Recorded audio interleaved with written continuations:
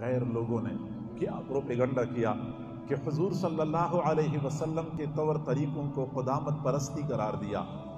اور اپنے طور طریقوں کو جدت پسندی قرار دیا۔ حالانکہ حقیقت یہ ہے کہ جدت حضور صلی اللہ علیہ وسلم کی سنتوں میں ہے اور غیروں کے طریقوں میں قدامت ہے۔ قرآن پاک میں اللہ رب العزت نے فرمایا، توجہ کریں، صحابیات کو حکم دیا کہ وَقَرْنَ فِي بُيُوتِكُنَّ، گھروں میں قرار پکڑ لو، وَلَا تَبَرَّجْنَ تَبَرُّجَ الْجَاهِلِيَّةِ الْأُولَى، اور جاہلیت اولا، پرانی جاہلیت کے طریقوں کے مطابق گھروں سے باہر نکل کے اپنے حسن کی نمائش نہ کیا کرو۔ تو قرآن یہ کہتا ہے کہ گھر میں سنبھل کے رہنا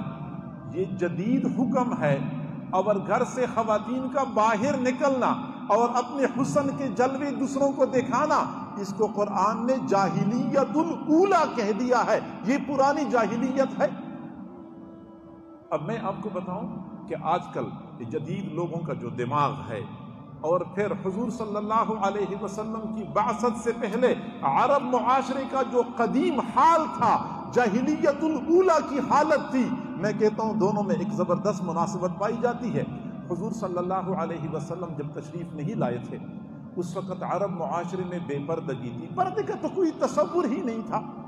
اس لیے تو قرآن نے جاہلیت الاولا کہہ دیا، اور آج بھی اسی بے پردگی کی طرف ہمیں کھینچا جا رہا ہے، گویا کہ جاہلیت الاولا کی طرف ہمیں لے کے جایا جا رہا ہے۔ حضور صلی اللہ علیہ وسلم کی بعثت سے پہلے مرد حضرات بھی ننگے پھرا کرتے تھے، بلکہ بیت اللہ کا طواف بھی ننگے کر لیا کرتے تھے، گویا کہ سب لوگوں کے سامنے کپڑے اتار کے نہانا اور سب کے سامنے بیت اللہ کا طواف کرنا مکمل ننگا ہو کے، اس زمانے میں کوئی عار نہیں تھا، اور آج بھی ننگے ہونے کو باعث فخر قرار دیا جاتا ہے، اور مکمل بالباس ہونے کو لوگ قدامت پرستی کہتے ہیں۔ حضور کی بعثت سے پہلے شراب نوشی عام تھی، اتنی عام تھی، بچہ پیدا ہوتا تھا حلق میں سب سے پہلا قطرہ شراب کا ٹپکایا کرتے تھے۔ آج بھی ہمیں شراب کی طرف کھینچا جاتا ہے۔ دور نبوت سے پہلے جوا عام تھا، اور آج بھی ہمیں لاٹری اور جوئی کی طرف بلایا جاتا ہے۔ حضور صلی اللہ علیہ وسلم کے زمانے سے پہلے سود کا معاشرے کے اندر سود در سود غریبوں کو سود کے شکنجے میں کسا جاتا تھا، اور آج بھی ہمیں سود کی طرف بلایا جاتا ہے۔ حضور صلی اللہ علیہ وسلم کی بعثت سے پہلے عرب معاشرے میں بے حیائی اور فحاشی عام تھی، اتنی بے حیائی تھی کہ لوگ باقاعدہ باندیاں گھروں میں رکھتے تھے، باندیاں رکھتے تھے، اور اس کو باقاعدہ پیسہ کمانے کے لیے استعمال کرتے تھے۔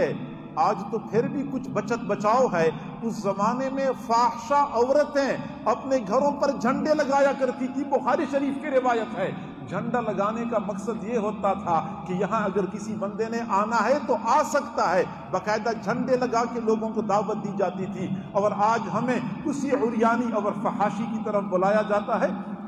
حضور صلی اللہ علیہ وسلم کی بعثت سے پہلے کھڑے ہو کے پیشاب کرنا کوئی عار نہیں تھا۔ وہ صحیح حدیث بخاری شریف کی کہ ایک دیہاتی بندہ آیا اور مسجد کے کونے میں کھڑے ہو کے پیشاب کرنا شروع کر دیا، اور آج بھی ہمیں اسی تہذیب کی طرف بلایا جاتا ہے۔ تو میرے بھائیوں، یہ خامخواہ کا پروپیگنڈا ہے کہ وہ لوگ جدت پسند ہیں اور ہم قدامت پرست ہیں۔ حقیقت یہ ہے کہ اصل قدامت پرست وہی لوگ ہیں جنہوں نے حضور صلی اللہ علیہ وسلم کی بعثت سے پہلے والے طور طریقوں کو اختیار کیا ہوا ہے اور اسی کو رواج دے رہے ہیں۔ تو جدت پسندی اور قدامت پرستی کا معیار حقیقت میں کچھ اور ہے، ہم نے کچھ اور بنا لیا ہے۔